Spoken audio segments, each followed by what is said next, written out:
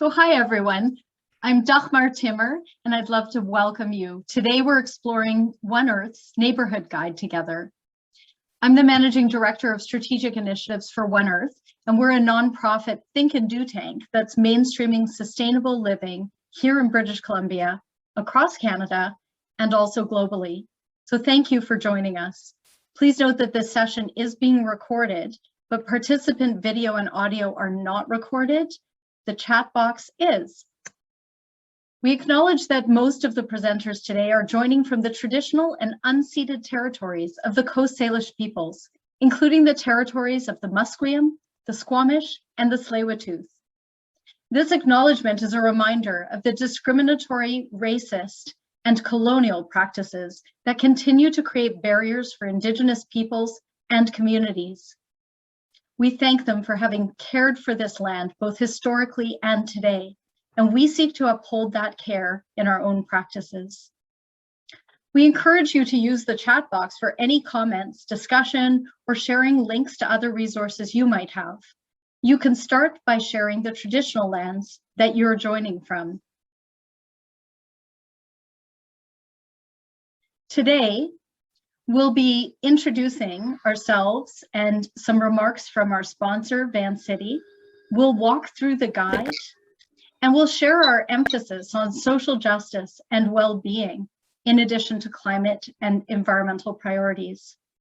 We'll introduce a new set of pilot grants, the Lighter Living Neighborhood Small Grants, and then we'll close with some questions and answers. At OneEarth, we're inspired by endless human creativity and imagination. Oh, we know that communities living sustainably can also be vibrant and rich in connection. And that's where we focus our work, facing the challenge of the climate emergency, but with fierce optimism. So our guide is called Lighter Living Action Pack for Neighborhoods in BC. So what's lighter living? Well, it's about meeting the everyday needs and aspirations of everyone in ways that make us and the Earth's living systems happy and healthy. Why is this important? 72% of greenhouse gas emissions can be attributed to household consumption, including upstream production of the goods and services that support our everyday lives. And our lifestyle impacts are not equitably distributed. Those of us in the top 10% of the world emit more than 50% of global carbon dioxide emissions. And so staying in our carbon and ecological footprint budgets requires absolute transformations in our daily lives in ways that are inclusive and just, and that ensure both our individual and societal well-being. So if the concept of footprints isn't clear, we are going to talk about that a little later in the webinar. Our neighborhood guide invites you to join us in taking bold and inspired actions to make changes in our own communities that support lighter living. We base this guide on the latest science and research to support you to be as impactful as possible. We've included actions around climate priorities, like how we get around. We also sought advice from community leaders to make sure that this guide works for them as well. The guide is for you to find inspiration for your actions and also to have fun. We're grateful to the partners that we've worked with to create the guide. This includes funding and partnership support from Vancity and the BCIT Centre for Ecocities, as well as early funding from the KR Foundation, the City of Vancouver, and SFU Public Square. And we thank those in our community who provided invaluable input and shaped this guide with their insights. So here on this call, we each came to this webinar for really different reasons. Some of us are interested in running neighborhood projects ourselves, others more broadly in lighter living or taking action on climate. And we come from BC and other places. So do talk to us if you want to adapt the guide to your local context with your own set of resources and examples. One thing that also connects us is that we're interested in climate action and sustainability. And this means that we're probably already doing lighter living actions in our own lives. The guide shows us how to move from those kinds of individual actions to neighborhood action as well. So just for fun, let's take a poll. You'll select your favorite lighter living action from the list. You will need to just scroll down to see all the options. And then so when you've selected an option, you click the submit button at the bottom of the poll. All right, so Edna, let's take a few seconds to do this and then we'll share the results. Or reselling them yourself. Sharing, borrowing things. Composting is also a really great way to give back to the earth afterwards. So thank you. I'm going to end this poll. And so we had, buying secondhand was the biggest one. So these individual actions are great and they have an impact. What we do in our daily lives matters to create healthier, better, and lighter lives. But this isn't just a story of individual action. It's also a story of coming together to shape our context so that we can actually take these actions. We need to make sustainable living affordable, accessible, desirable, and often the default option. But we need buses to take a bus. We need long-lasting goods so that we're able to actually repair or pass them on to their next life. We need access to healthy food. So lighter living is the joint responsibility of all of us in society. You, your government, businesses, and individual action extends now from our own choices to advocating for policy and market change. And it's that systemic approach to sustainable living that OneEarth advances here in British Columbia and globally with partners like the United Nations. This guide is about taking action in our own neighborhoods to support good and lighter lives. And the good news is that many, many more of our neighbors are actually taking sustainable actions already in our daily lives than those who are just green or eco-conscious. They may not even realize that they're doing something that's climate or planet friendly. And so we all gain when we make it easier for all of us to take lighter living actions. The actions in this neighborhood guide help us and they help our neighbors. For example, to repair more, to choose zero waste options, to share our tools and our toys, to beautify our walking paths, to connect with each other.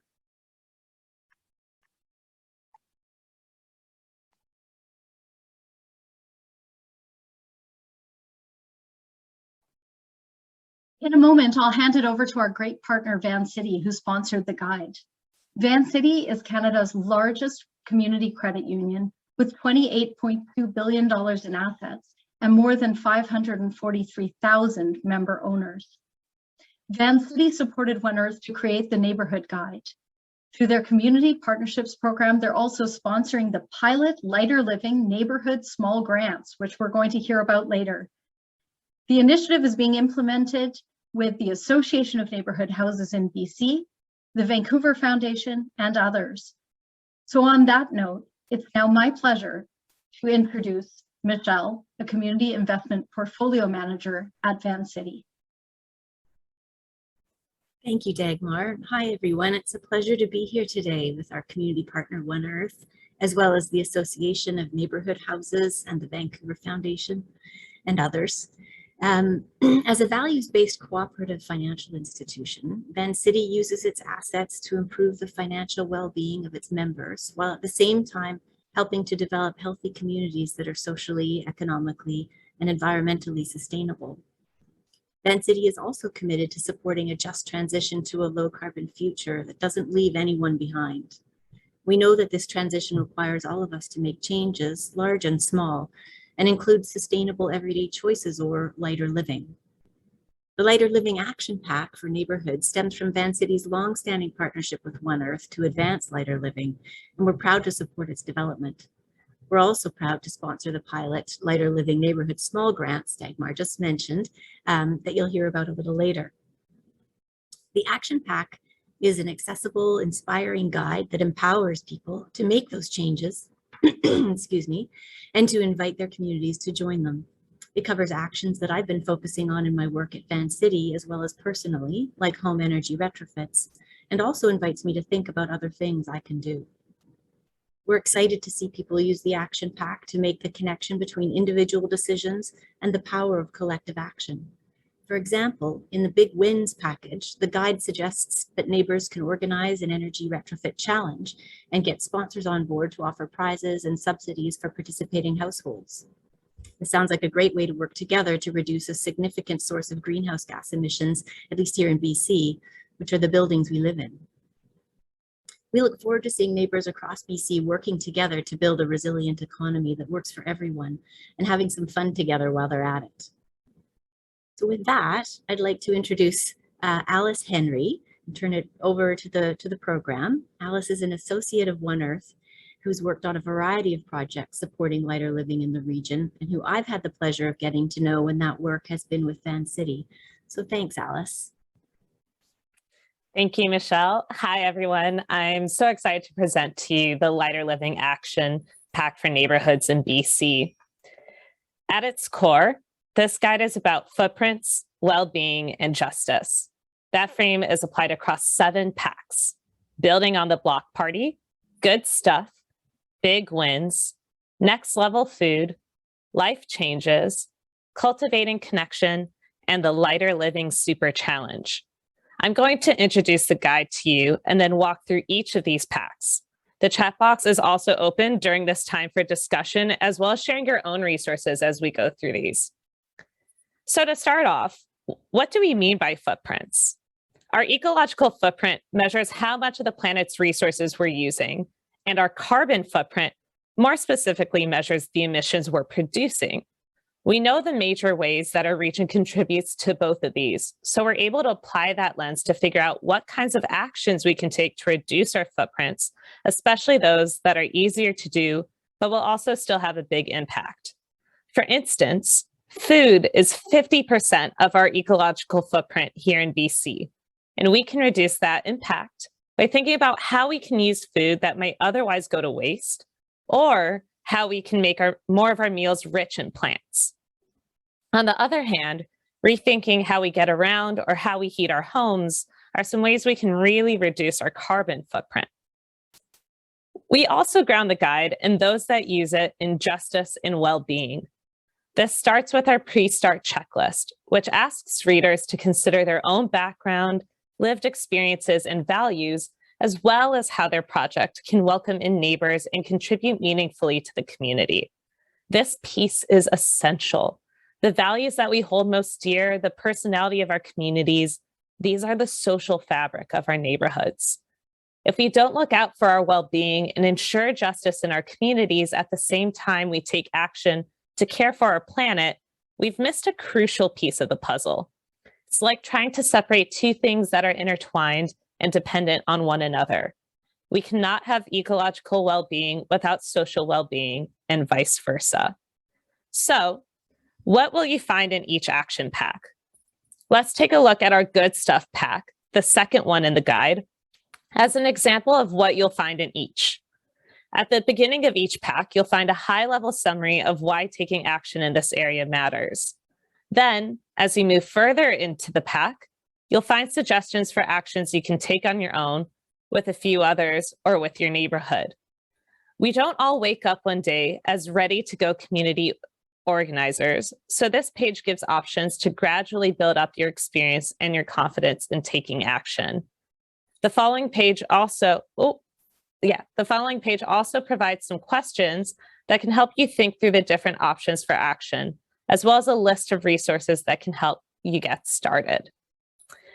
It can sometimes be difficult to take action when you don't know what's possible or what the tangible impact on your community could look like. So for further inspiration, we've also included an example in each pack under the Spotlight section. In the Good Stuff pack, that section highlights Metro Van Repair Cafes, a group of volunteers who offer repair services for a variety of goods in neighborhoods across the Lower Mainland. You'll find these same elements in all of the first 6 packs. Our 7th pack, the Lighter Living Super Challenge, shows how all these packs can be combined into a multi-year plan of action. Let's take a closer look at those 7 packs now. So the first pack, building on the block party. There are hundreds of block parties held across BC every year, and 35% of neighborhood small grants go towards funding block parties. Not only can those parties be a fun way to connect with your neighbors, but they can also be a great time to take action with them. Lighter living can be weaved into the event for an impact that's more than just green. It adds to your neighborhood's identity. You can work with block party organizers to make the event zero waste, or add a theme to your party around lighter living. You could have a vegetarian cooking demonstration or have a sign up for starting a skills exchange. We've gone through the good stuff pack quite a bit already, but we also know that a lot of folks around BC share, borrow, or swap things with their neighbors. Every time we do that, every time we extend the life of our things with help from our friends and neighbors, we also are adding to what binds us as a community, which is really the good stuff. But what can you do about that at the neighborhood level? Well, you can organize a neighborhood-wide yard sale, set up a neighborhood share shed, or even start a community messaging group so you and your neighbors can lend things to each other as the need comes up. So far, we've talked about some of the smaller decisions we can make that can have a big impact. But there are also points in our life where bigger decisions are needed to make larger waves. That's why we've included our big wins pack. Decisions like how we heat or cool our homes and how we interact with our elected representatives might seem like actions we would often take on our own, but we can also coordinate those actions with our neighbors. For instance, you can organize an energy retrofit challenge, which Michelle mentioned earlier, and see the gains you and your neighbors can make in how efficiently you power and heat your homes. The gains can add up even more if you're able to find an installer that will give the neighborhood a discount to install retrofits for a group of homes. Something I've organized with neighbors before is buying in bulk together. Items that we buy on a regular basis and are a part of our daily or weekly needs are good candidates for this kind of coordination. These staples could include soap for dishes or laundry, toilet paper, or dried goods. Plus, you can get many of these with minimal to no packaging nowadays. The Big Wins Pack is a good example of how the key questions can help you think through the ways you can engage your neighbors. For example, the first questions ask, when you think about the priority areas for reducing carbon and ecological footprints, which seem to have momentum in your neighborhood? Are your neighbors talking about their commutes, their heating bills, or renovations? This gives you a pretty good place to start. If there's one thing that brings people together, it's food. Food is also a huge part of our ecological footprint, so we need to be thoughtful about what we're eating and making sure it doesn't go to waste. Our next level food pack focuses on what we can do to reduce the impact of food while growing our community connections. Sharing plant-based recipes or creative ways to utilize veggie scraps, making sure that instead of throwing out food, it's going to members in our communities, embracing new plant-based recipes. These are all ways we can take action around the kitchen or dinner table. Let's say you and your neighbors want to connect the wasted food in your neighborhood with those in need of food. In the resources section, which you'll see on this slide here, you can see an organization like Vancouver Food Runners has volunteer opportunities. They also partner with businesses, so you and your neighbors might decide to work on signing up local businesses to donate their extra food to those in need through the Food Runners program. We all go through large changes in our lives, whether it's moving somewhere new, welcoming a new member to our family or our community, or laying a loved one to rest. Life changes can be a choice or they can be imposed from the outside, such as the COVID pandemic or being rent-evicted. Life transitions like these are periods of time when our habits are already changing, so it's also a time when we might be more open to new behaviors and habits, or at least starting the conversation to explore them further. We've brought this life transition lens to the guide because OneEarth has found this to be an overlooked opportunity for adding sustainability to our daily lives and habits. In the Life Changes Pack, we mentioned that new parents often spend thousands of dollars in preparation for a baby, but a lot of that money could be saved by embracing secondhand or sharing opportunities. You'll find facts like this throughout the guide to inspire ideas for how you can take action. Maybe in this case, that looks like coordinating with your neighbors to provide hand-me-downs to a local family welcoming a new child. Creating strong connections in our community helps us develop vibrant neighborhoods that serve everyone's needs, while still embracing the different backgrounds and experiences that we bring into our lives. 45% of BCers want to be more involved in their communities, but 1/3 of Canadians feel disconnected from their neighbors. It's time for a change, and we can get to know our neighbors by offering help, resources, and just generally looking out for one another. In our Cultivating Connection pack, there are ideas of how to do that, like forming a group that works on community service projects together, such as grocery shopping for elderly neighbors, or keeping the local little free library stocked with books, or it's something popular for spring, seeds. All of these pieces can be woven together in Pack 7, the Lighter Living Super Challenge. This pack looks at how, over the passing months and years, we can gradually introduce different actions and commitments with the goal of ultimately creating neighborhoods that we're proud of, want to be a part of, and want to keep going. This pack outlines a timeline for how you can start with one pack and gradually add actions from different packs over a period of 2 to 4 months. If you do this with all the packs, you can have a 2-year super challenge. A key question for this pack that we want people to consider is how to keep up momentum across the challenge. Since it's a long-term commitment, we want people taking on the super challenge to think about how they're going to stay energized for the long term. Many of you joining us today are already doing things in your community, or maybe you've already thought of some things your community does during this presentation. This guide helps you build on and enhance those activities. Let's take the example of a community garden. The garden becomes a gathering place for neighbors and is a tangible way that our communities can care for the earth and share that care with our loved ones. I know for myself, I'll never turn down a garden-grown tomato. We can build on the importance of the garden in our community by also making it a place where we can share food. Sometimes we harvest more than we can manage, so setting up a community food shelf or pantry near the garden can help invite in neighbors who might not have a plot to still enjoy the garden's bounty. Gardens are also a great place for neighbors to share knowledge and skills with one another. This guide builds on what is already in your neighborhood, providing different approaches and strategies to take action. We hope you enjoy working with it and are inspired to make a difference in your own neighborhood. So that's the guide in about as small of a nutshell as I can manage. And I'm happy now to turn it over to my colleague, Raagini, to talk more about how justice and well-being were brought into the guide and why it was so important to do that.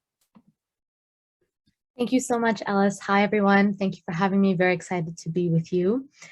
Our combined collective experience during the last couple of years has really shed light on the deep-seated inequities of the systems we operate and live within, in particular during a time of global pandemic and amplified conversations worldwide about racial injustice and white supremacy. We've seen that the forces that continuously perpetuate the devastation of the planet are the very ones that cause deep harm, divisiveness, and stark inequities among humans. The twin global crises of ecological degradation and social injustice are mutually reinforcing consequences of these same flawed systems, and they have roots in an extractive predatory worldview of people, labor, and the planet. So we know that we need solutions that challenge and reconstruct these systems in order to mitigate future planetary harm. Solutions that propel us to learn from our collective experiences and build a better society in which no one is sacrificed and everyone is essential. Solutions that don't ask people to choose between the need to put food on the table and the need to safeguard the living systems on which all of life depends. This requires a critical examination of the values and narratives which underlie how we live. And as such, it's necessary for us to take a socially just approach to the ecological climate crisis, both locally in our neighborhoods and globally in our advocacy work.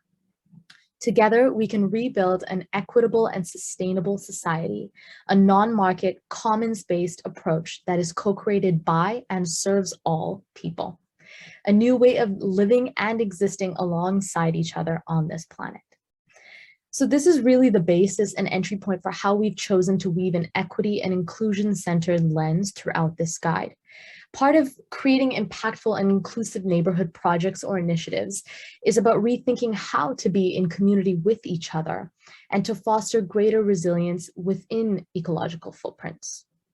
So as you engage with others in your neighborhood, the guide is meant to help you ask things like who is involved, who is not present or who is being left out and why.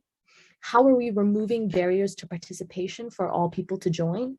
How are we advancing equity through our projects? And are we truly creating well-being for all people? We want to help you connect the dots between your efforts to achieving lighter living and the broader social movements in our communities and beyond to support justice, diversity, equity, well-being, and inclusion for all. So the guide's pre-start checklist, which you'll find at the end of the document, is the best way to begin this process. Particularly as organizers, leaders, and committed change makers, it's important to first reflect and intentionally ground ourselves in how we come to this work. We need to consider what our intersections are, what our personal footprints and lifestyles look like, and how our lens is shaped, and then bring that to our projects in an impactful way. And this pre-start checklist helps you do both. It starts with a set of personal reflection questions to help you be more aware of your own positionality and everything that's involved in it. And with the second set of questions, you can answer these with others as a group to approach your community in ways that maximize impact and invite participation. So I'd like to practice both these sets of questions with you in a quick 1-minute reflection. So I'm going to invite you all, I'm going to ask you 2 sets of questions that reflect the ones in the pre-start checklist in your guide. And I invite you all to drop your answers in the chat and so we can share with each other. So this could be, if you've already started your project or you're thinking about it or in the planning phases, these questions are aimed to help ground you in how you come to that space. So number 1, if you could all share what are 1 to 3 qualities, skill sets, and or resources that you personally can bring to work in your neighborhood. 1 to 3, and you can drop them in the chat.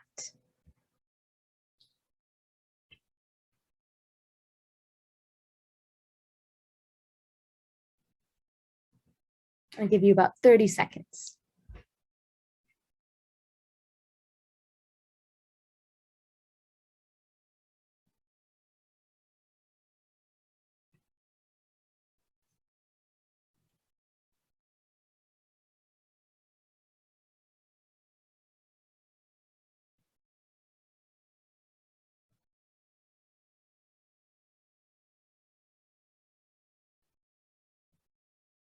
These are beautiful. I'm seeing a lot of things about willingness and commitment and interest.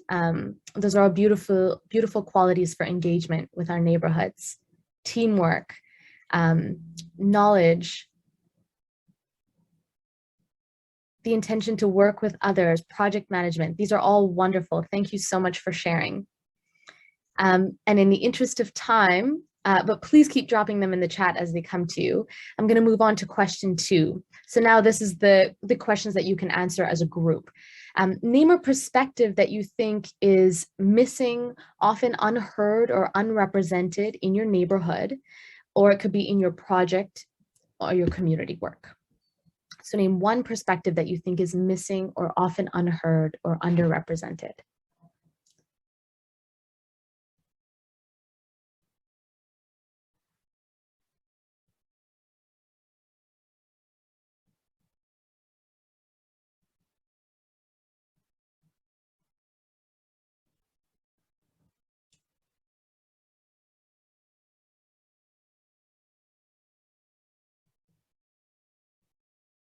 Yes, I'm seeing Indigenous communities, elderly folks, folks who have accessibility needs, immigrants and refugees.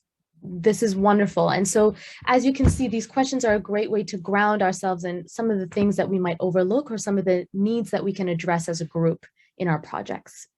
Thank you all so much for sharing. Please keep your answers coming. We hope that these reflections, whether done on your own or with members of your community, will ground you purposefully in doing this impactful work. I just want to leave you with a few notes on why connected communities and neighborhoods are so important. Lighter living work is complementary to and necessary for moving towards greater equitable participation for all. This is particularly the case for those of us who face structural discrimination or systemic barriers, or who remain underserved. This is where connected communities come in and what this guide hopes to support you with. It aims to provide the space, safety, and opportunity for us to learn from each other, become aware of diverse needs, and impactfully act on protecting all people and the planet. When we are connected to our communities, we are tapped into important currents of knowledge and resource sharing, storytelling, and communication. We become aware and compassionate of the needs of those around us, what barriers they face, and how we might contribute to serving those needs. We become connected to our inherent relationship and responsibility to each other and the planet that we share. So these are grounding principles for creating large-scale and systemic change. Thank you, everyone.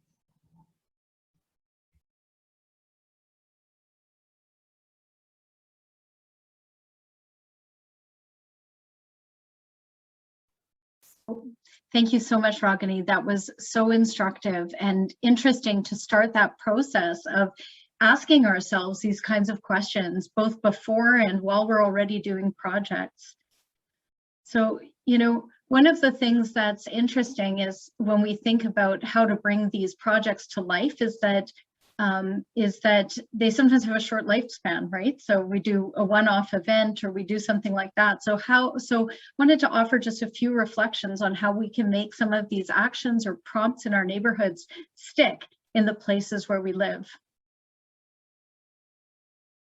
So one option is to repeat it on a regular basis. So a little like a block party, right? So you make it something that is reliable, that people know that they can expect it. So for example, a fix-it clinic, you could do it once, but you could say every 6 months or every year, we're going to have a fix-it clinic and bring together all the people in our neighborhood that have these amazing skills. And then people can save up their appliances, for example, their small appliances, and bring them and have that in their mind that is going to be occurring. So that is one way in which we can create a regularity to it and a predictability. In the Netherlands, there's a community swap for children in particular every King's Day. So that's something that's very predictable, and the kids they keep their things for that moment. Another option is to make it permanent. So you make it somewhere that people know that they go there for that lighter living action or to be able to do that. So an example are the little libraries that Alice spoke about, but it might be something like a bike tuning station. And who might be the partners that you can work with in your community? Is it the municipal government? Is it a library that can help you really bring these visions to life?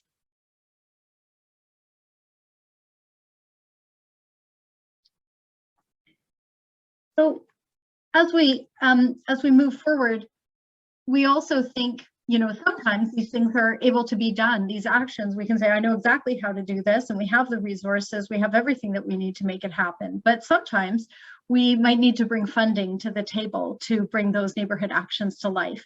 Here are a few funding opportunities. You could crowdfund for it, for example. You could apply for funding from grants like the Rising Youth Community Service Grant. And a true engine bringing neighborhoods together in British Columbia is the Neighbourhood Small Grants Program, which was initiated by the Vancouver Foundation and which is run by the Association of Neighbourhood Houses of BC. So we're so excited to introduce that this year, we're piloting the Lighter Living Neighbourhood Small Grants Program in 3 communities, New Westminster, North Surrey, and the emerging communities in the Sea to Sky region, which includes Lillooet, Pemberton, Powell River, and communities on the Sunshine Coast. I'd like to acknowledge that we have 3 community leaders here on the phone. Abdul for North Surrey, Seema and Mylen for New Westminster, and Yunuen, who's joining us here today and works with the Sea to Sky communities. The Neighborhood Guide came into existence in part inspired by the energy and the power that we've seen communities embrace through these neighborhood small grants projects.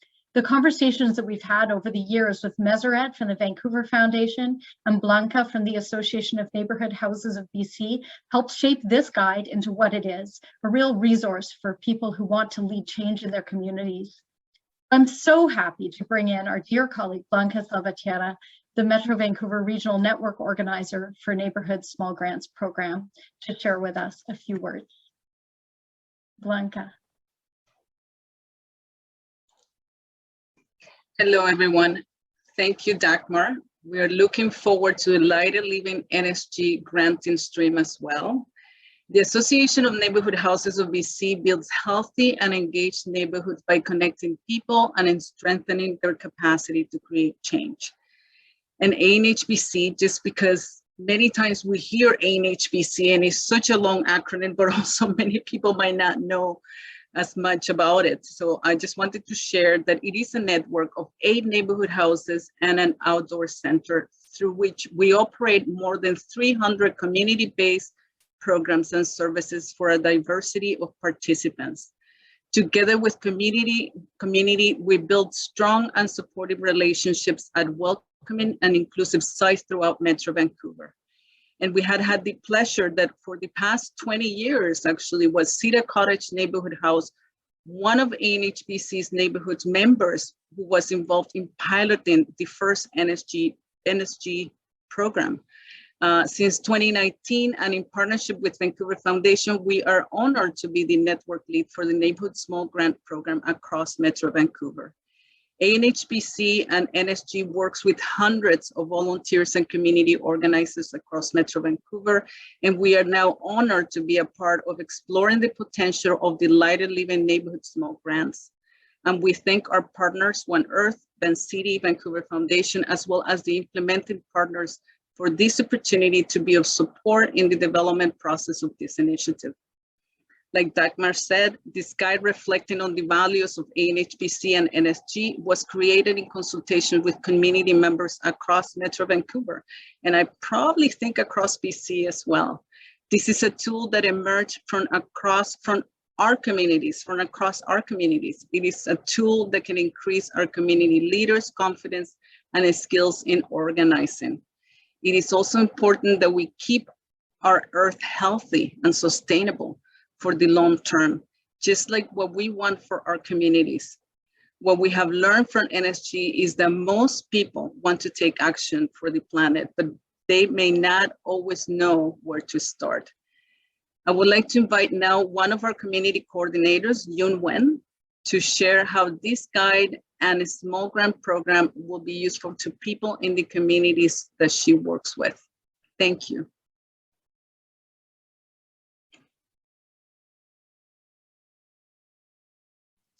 Thank you so much, Blanca. It's such a pleasure to work with you on this, and it's been such a creative, exciting endeavor. So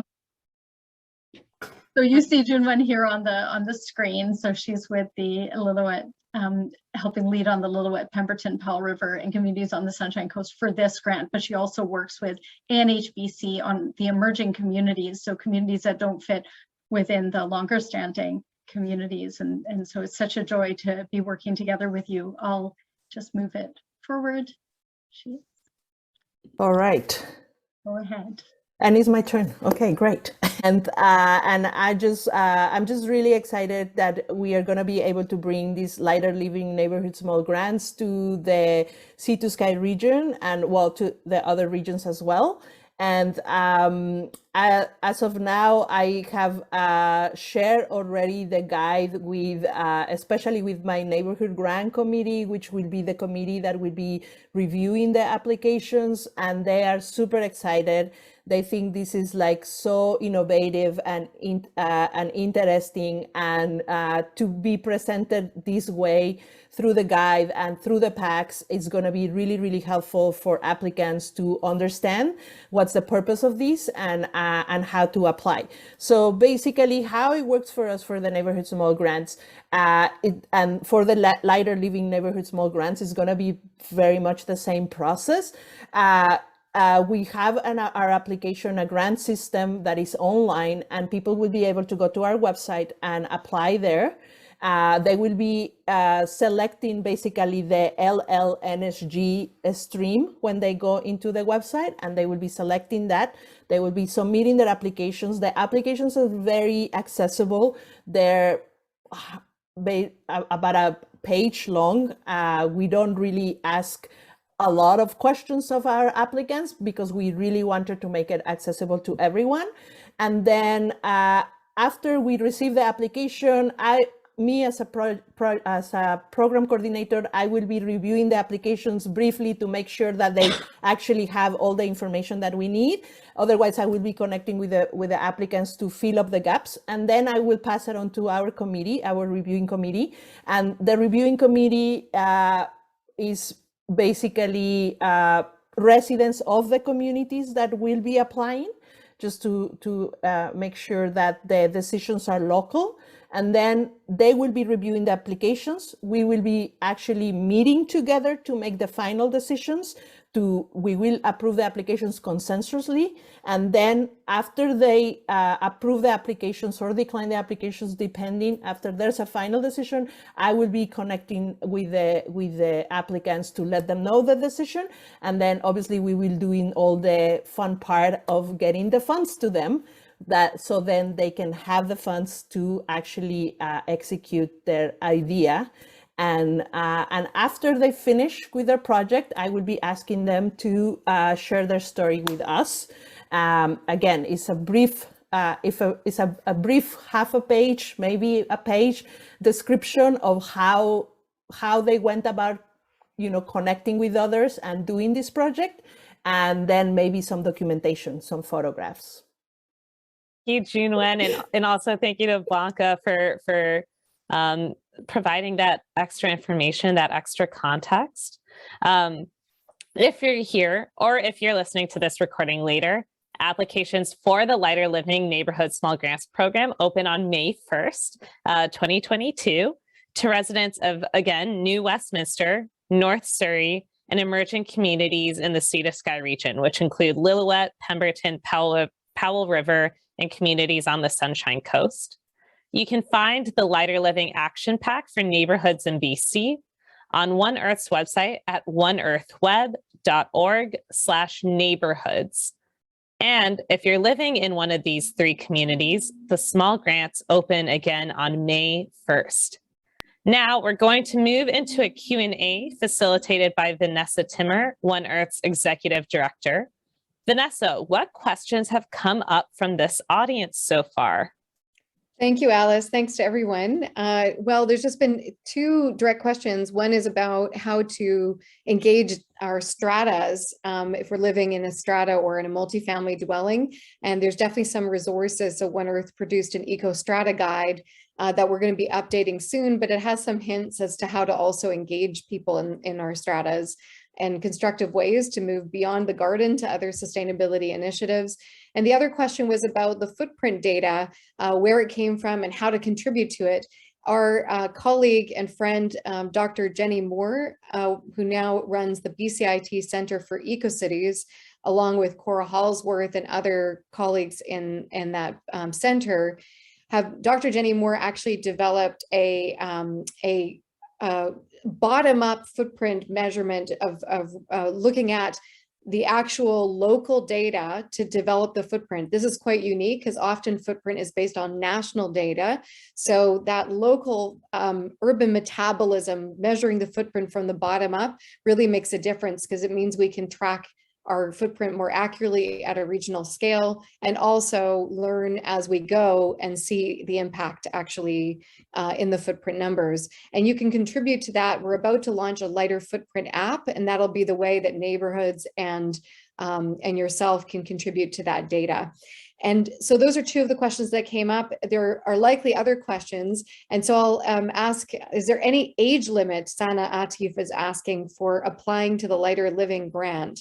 Who would like to answer that one? Alice, maybe I'll hand it over to you. I already see Yunuen unmuted to dive in on that. I do not believe there's an age limit. Youth are encouraged as well to take a lead on these projects. And well, really people of all ages, but I do not believe that there is an age limit. Yeah, no, there is no age limit for any of our NSG. we believe in everyone is invited. So you can be as young as 9 years old and you can be as 99 years old. And especially here when we're trying to make a difference in our communities, everybody needs to do their part, I think. Absolutely, and some really innovative ideas come from all ages. And I'll answer ask Patty Beer's question in just a moment. I also just want to see if Maylin would like to turn on your camera, Seema as well. Maylin, we're just going to spotlight you as well because you're of course joining as well. That's going to be spreading the neighborhood guide. So in a moment after we ask Patty Beer's question, I'll see Seema or Maylin if you have other things you'd like to add to what we've been speaking about in terms of encouraging people to use the guide. So Patty Beer, you're asking, you can see on your aunt on the East Coast loving the advice on this guide. Is it okay to share it far and wide? Over to you, Dagmar. Absolutely. We really look forward to having it shared far and wide. And like we said, we're actually just, we've been talking to a few communities that are interested in building a guide for their own communities with local resources and, but still keeping those same packages. So that's also definitely a possibility if a group of organizations want to come together around that. And do you want to just mention the youth grants that you mentioned in the chat? Yeah, so maybe I'll just mention a couple of things that, of course, the Lighter Living Neighborhood Small Grants Pilot, we're just so delighted to work together with our community partners to do this granting stream in the 3 communities. But the neighborhood small grants more broadly, which are open up until the end of the month, is that correct, Blanca? For the most part, and some communities actually keep it as a rolling deadline going forward, are also totally great places to apply for any of these action ideas. That was certainly the intention, the original intention of this guide. The other possibility in City of Vancouver, there's the Greenest City Neighborhood Small Grant Stream, which is specifically for doing these types of actions. So it would be very relevant for that as well. And then if it's a young person who's wanting to apply, I mean, there are many types of grants, but one that we know is from Taking It Global, which is the Rising Youth Community Service Grants, which actually can go up to $1,500. So that's another good one to know about. Great. And I have another question from Rob Lowry. Before I get to that question, let's go to you, Seema. Anything to add from your experience of these grants and distributing these grants? Hi, I am actually just starting with the program, so I'm going to let Maylin maybe talk about it because she has a lot of experience. Great. Welcome, Seema, and Maylin, over to you. Thank you. Yes, thank you. Thank you, and welcome everybody. I'm so happy to be invited.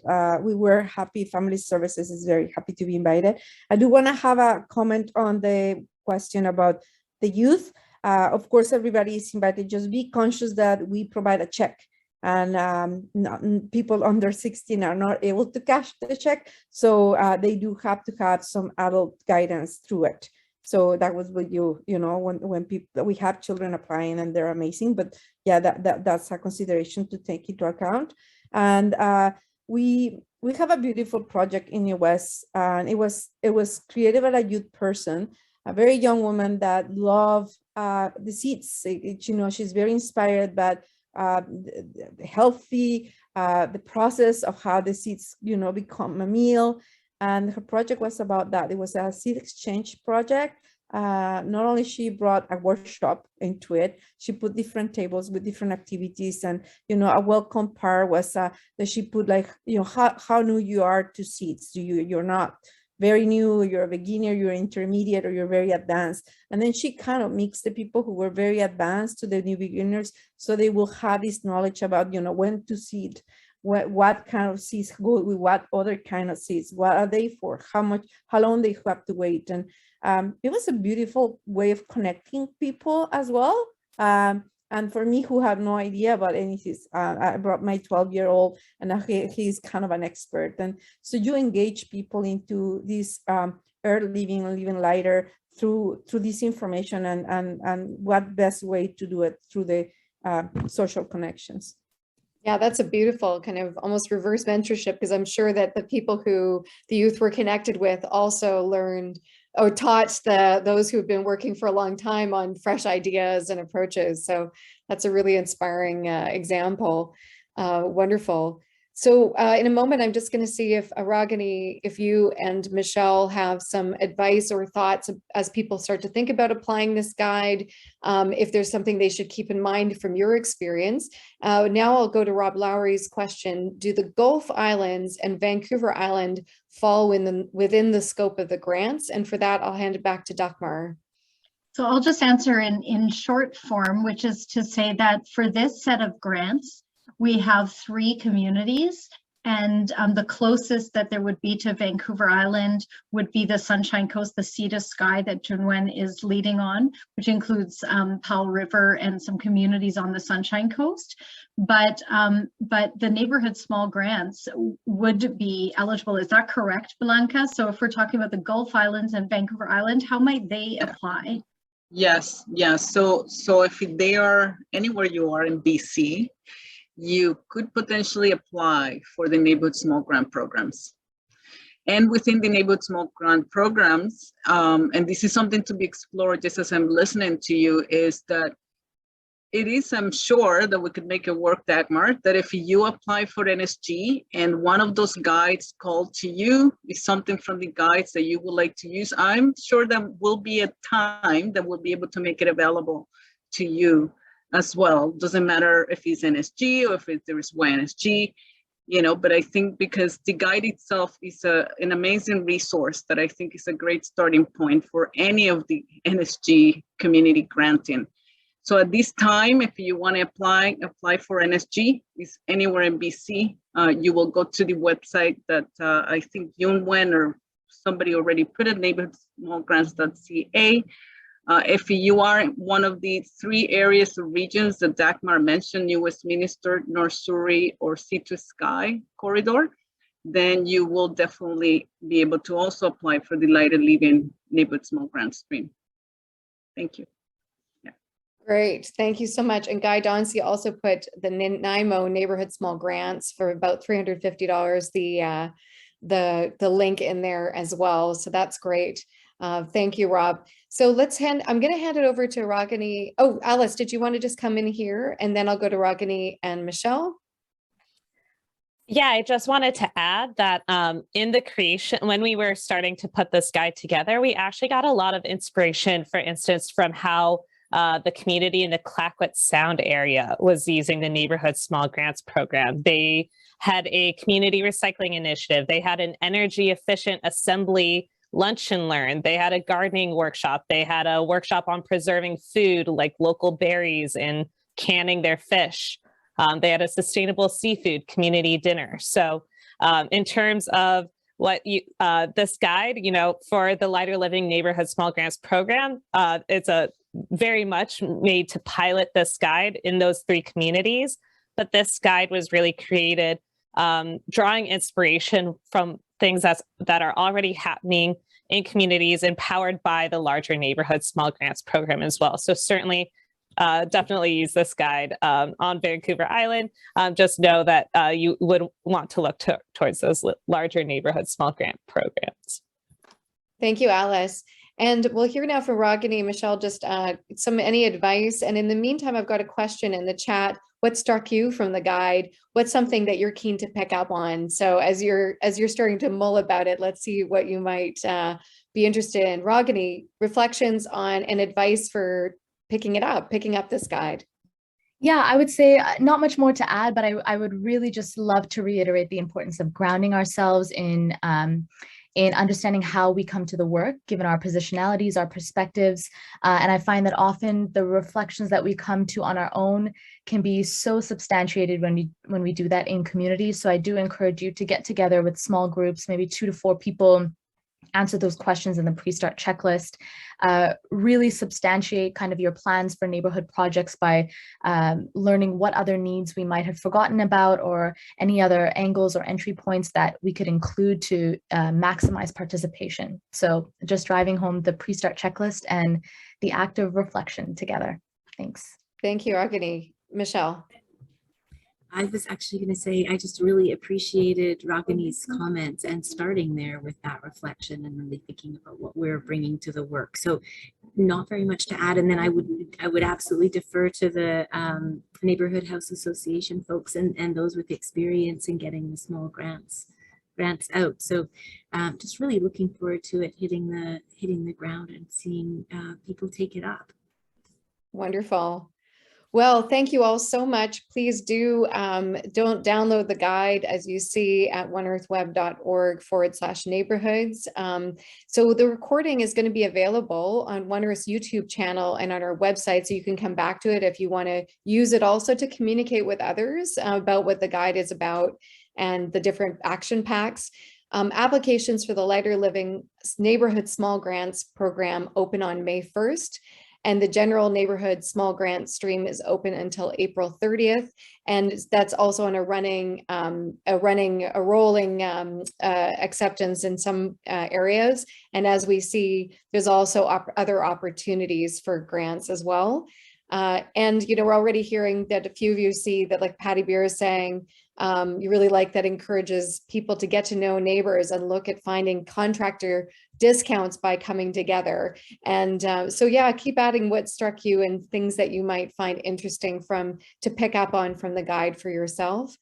And you can explore the Lighter Living Action Pack yourself. You've seen it for neighborhoods in BC. It's on the OneEarth website, and it's also been in the chat as a downloadable file.